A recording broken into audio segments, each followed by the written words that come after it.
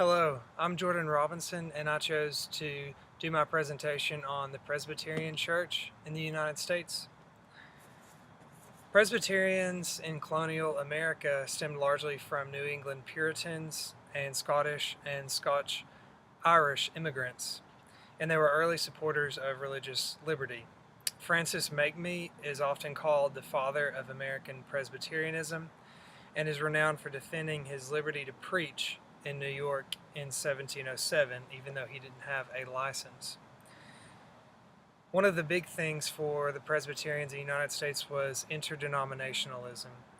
Charles Jeffrey Smith continued the efforts of Samuel Davies and the Virginian Presbyterians to bring together these denominations.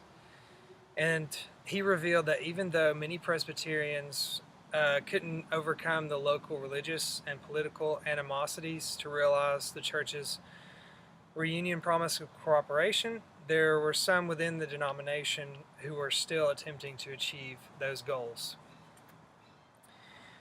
They reunited in 1758 and wanted to become more united internally and externally. Presbyterians made progress towards their goals by the 1760s.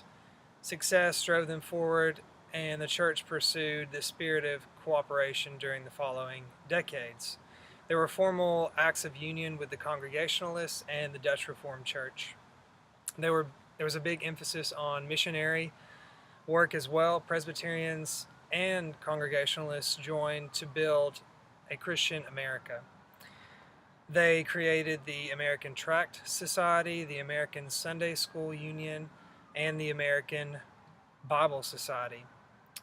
They supported temperance and wanted to end mail delivery on Sunday.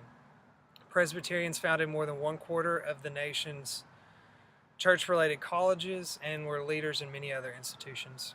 One of the well-known Presbyterians was Lyman Beecher. He was before that a Congregationalist and became a Presbyterian.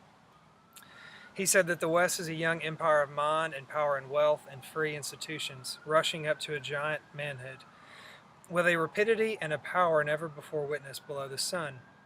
And if she carries with her the elements of her preservation, the experiment will be glorious, the joy of the nation, the joy of the whole earth, as she rises in the majesty of her intelligence and benevolence and enterprise for the emancipation of the world.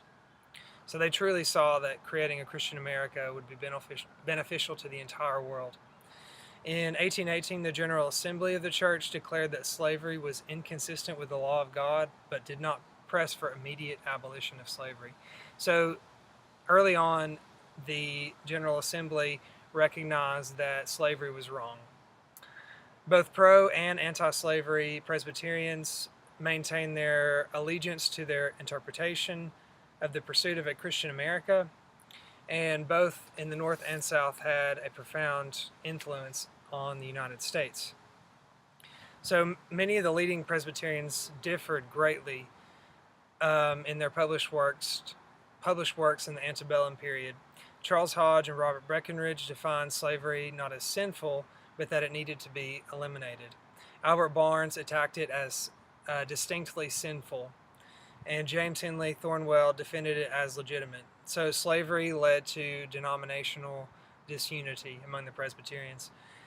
In the generation after the Civil War, the main issues the American Presbyterians addressed were church order, biblical criticism, and confessional revision.